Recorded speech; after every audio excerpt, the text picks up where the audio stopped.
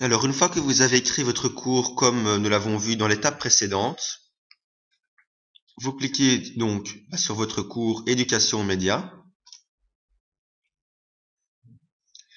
Alors voici l'accueil de votre cours. Donc cette colonne-ci, c'est je dirais tous les options disponibles pour alimenter votre cours. Donc nous n'allons pas tous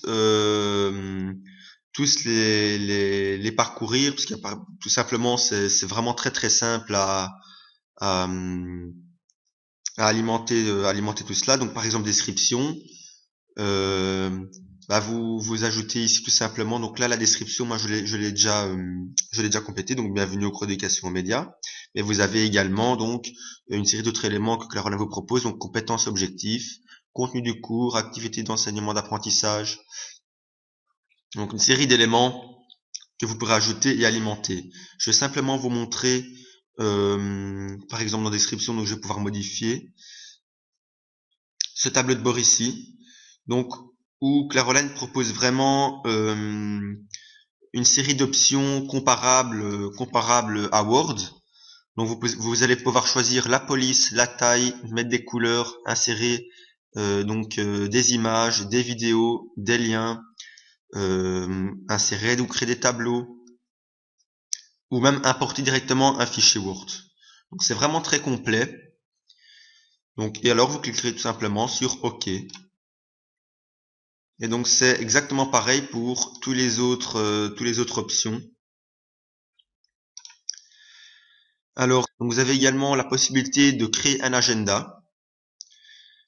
Par exemple, si vous voulez rappeler quels sont les jours où vous avez cours à vos élèves, vous vous amusez donc à mettre toutes les dates. Je vais vous montrer simplement. Voilà. Encore une fois, voilà, c'est vraiment très simple. Donc vous mettez le titre, la date.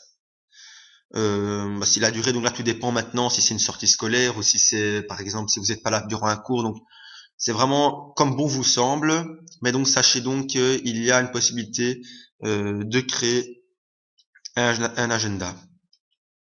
Donc annonce, donc là aussi c'est intéressant. Pourquoi lorsqu'il y a un événement important ou s'il y a un travail à remettre ou si vous voulez rappeler vos élèves qu'il y a une interrogation, l'annonce vous permettra en fait d'alerter automatiquement vos élèves dans leur boîte mail. Donc dès que vous créez une annonce, les élèves seront avertis automatiquement. Donc ça c'est vraiment très intéressant pour une bonne communication en ligne extrascolaire. Alors maintenant nous allons nous diriger dans documents et liens. Donc là c'est je dirais l'option l'une des plus importantes pour l'organisation de votre cours.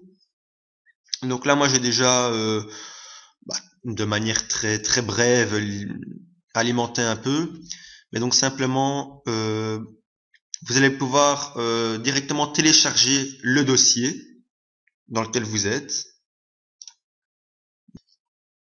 Donc ajouter un fichier. Et donc là, c'est vraiment au niveau des fichiers, il n'y a pas vraiment de limite. Vous pouvez vraiment choisir, comme je l'ai dit dans l'introduction, des PowerPoint, des fichiers Word, des fichiers OpenOffice. Concernant des vidéos, AVI, MP4. Donc là, c'est vraiment très large. Vous mettez un commentaire simplement pour expliciter un peu le contenu du fichier et vous cliquez tout simplement sur OK. Et donc ça va vous donner, donc là je retourne sur document et lien, ça va vous donner un fichier qui se trouvera ici. Donc euh, pour les élèves, ils auront exactement la même plateforme, sans évidemment toutes les possibilités que vous avez en plus en tant que professeur, donc ajouter un fichier, répertoire, ici les possibilités de modifier, de supprimer des cours et des fichiers, évidemment ils n'auront pas cette possibilité-là.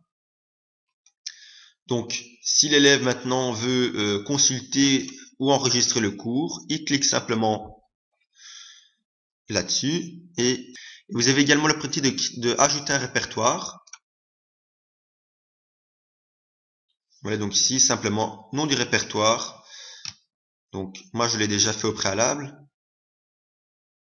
Et donc, vous allez donc, introduction. Donc, ça, c'est le répertoire que j'ai créé.